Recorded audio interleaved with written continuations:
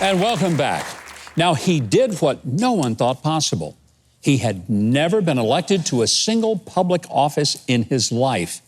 Now, he ran successful businesses all over the world, and then he decided to just run for president against a large field of experienced senators, congressmen, and governors. One of them was me. Oh, he didn't just run, he won. And then he really made the media and the left hate him because he did something that no other president had done so well. He actually kept the promises that he made.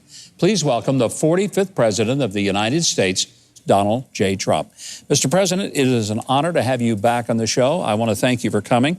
A lot of issues to talk about. Let's start with the border. It's a mess down there, and it wasn't when you left office. What happened? We had the strongest border ever. The wall was almost complete. We were delayed by lawsuits from Congress and Nancy Pelosi and everybody. We won all of the lawsuits. We won all sorts of things, including stay in Mexico, a big thing, a very big thing that they gave up. And we were in great shape, the best shape we were ever in. People could get in, but it was very tough. And when they did come in, we were able to get them. And people weren't trying to come in because they knew it was so tough. And as soon as he came in to office, he gave away everything. He gave away what we had with the 3 countries plus Mexico. And it was it's a disgrace. And they're coming in now by the hundreds of thousands, numbers that we've never seen before. They're doing absolutely nothing about it. And the longer it goes on, the harder it's going to be to stop it. It's predicted that by the summer, 1 million people may be amassed at the border.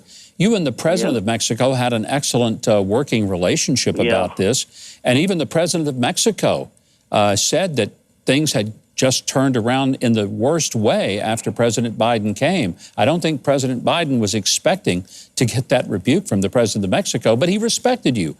And you guys worked together to get this issue resolved. We did. He's a good man. And frankly, we had a great relationship. He put 28,000 soldiers, no cost, on the border to stop them from coming into our country as we built the wall. And the wall, could be finished very quickly. All they have to do is finish it. And they told the contractors to stop working in a matter of a very short period of time. It's mostly built. We built almost 500 miles. And so powerful. It had such an impact. But we have certain areas where we have to finish it up, and areas that we kept open to get the equipment back in, et cetera, et cetera. It's mostly complete. They should immediately finish the wall. They should just go back to the policies that we had. Now I understand they're sending billions and billions of dollars to the other countries. I stopped paying other countries, and that's why we were able to be successful. They wouldn't take back MS-13 and criminals that were in our country. They wouldn't take them back. And I said, fine, then we'll stop paying them. And all of a sudden, we developed a very good relationship. They said, we'd love to have MS-13 back in our country. Sort of amazing, actually. All of that's gone. Everything's gone. It's it's a mess. And from a humanitarian standpoint, it's never been more dangerous, never been worse. And especially, you could say, for women and children. The children, what they're going through. And it's a very, very badly handled situation. I've never seen anything like it. Mr. President, for 4 years, you helped to reshape the Republican Party to an America First party, a party for working class people that gave folks jobs, better wages. There may be a few holders on to the old country club Republican Party, but I don't think that anymore will ever represent the conservative movement. You've transformed it. You've got to feel good about the fact that that message of America First worked, and it worked powerfully. Well, Mike, we got 75 million votes. I was told by great people, if you look at John McLaughlin, great pollster. He is. Really the Rolls-Royce of the pollster business. He's great. And he said, if you get 66 million, you can't lose the election. We got 75 million. In addition to plenty of others that we'll never find out about, although we know we have tremendous ammunition for that crooked election. The way that election took place was a disgrace. What happened during that election? because we won the election very simply, and many people know it. You know, if you look at polls, many people think that we won that election. It was a rigged election, and it was stolen. But we got 75 million votes, and that's the highest number ever gotten by an incumbent president by far. Does that mean we'll see you on the ballot in 2024? You want to give us a preview? Is it at least something you're open to? Very strongly. Yeah, we're very strongly looking at that. Look, everybody wants me to do it. You look at the polls, it's like, you know, it's a tremendous number of the enthusiasm's incredible. A lot of it is because, you know, most Republicans think we won the last election, and we won it easily. You look at these states. I mean, we at 10:30 in the evening, that election was over. Then all of a sudden, ballots dropped and places were closed and then reopened again, and the numbers were different. It was a disgraceful. It was like a third world election. So, you know, frankly, from and that's still very much being looked at, as you know, by a lot of people. But as a political movement, I think that helps us greatly, as opposed to losing. If we lost, you know, it would be a little bit different. But people feel, and most Republicans feel, that we won that election, and won it actually by a landslide. Wasn't even close. There's so much happening with Joe Biden reversing virtually everything you did, raising taxes, stopping the Keystone XL pipeline, the border mess, claiming he's doing an infrastructure bill that you actually proposed, but yours was real infrastructure. His is just Green New Deal.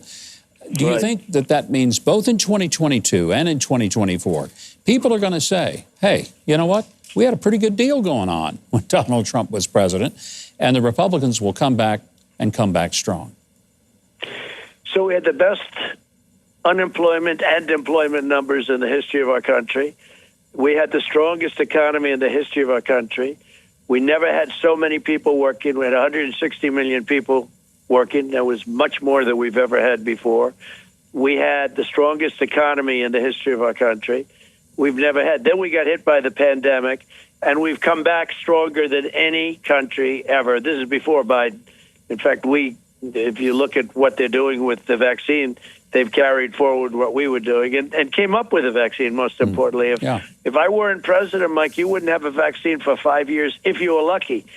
But they say it's 3 to 5 years if with the FDA and the bureaucracy and all of the things that were happening over there. So does it bother you, Mr. President, that not even yet Biden has been able to say, thank you, Donald Trump, because without you and Operation Warp Speed, we would not have a vaccine? Most all of us understand that. Does that bug you a little bit, that he just won't even acknowledge it? Well, I'm surprised that he hasn't, frankly, because, and I think people know, Democrats know, Republicans know. You know, they know how that all came down, and we were the ones that got it done. I got it done by pushing the FDA. Nobody ever pushed the FDA harder. They are a group that would have taken a long time to get this stuff approved. Even other things I got, you know, it was taking 10, 12 years to get things approved. I brought that number way down. But on the vaccine itself, it would have taken 3 to 5 years. I don't think they even would have had a vaccine. And we got it done in 9 months, less than 9 months, which is amazing. And one other thing that you know about, we also bought billions of dollars of it before we knew it was going to work. We had a pretty good idea, but before, because otherwise you wouldn't have vaccines yet. You wouldn't have anybody have the vaccine even yet. It would have been maybe a year after approval that you'd see the vaccine. So they wouldn't have it until October or so. And, you know, that was a big bet. And it was a bet that paid off. It might have been the greatest bet ever made by anybody, because you're talking about almost a year it would have taken to produce. So as soon as we got approved, and, you know, because of the dislike of the drug companies, because I lowered drug prices and went with favored nations and everything else, they wanted to try and announce it after the election. But I think most people knew we just about had it. And it was announced 2 days after the election, you know. Now, the FDA is not a group that likes me because I pushed them at a level that they've never been pushed before.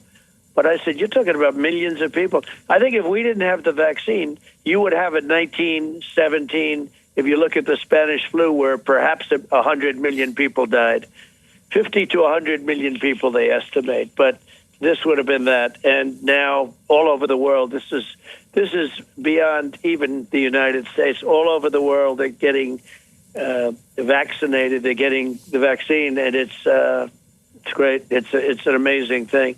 That was a big bet, though, Mike. You know, we saved a year by taking the chance that this was working, and it was being made before it was even approved. It was pretty amazing, actually.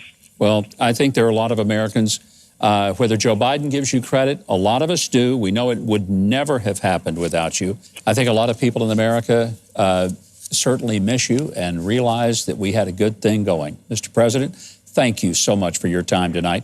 I want to say to our audience, thank you very much. You can keep up with the 45th President online at 45office.com. And who knows, maybe on a new social media network in the near future.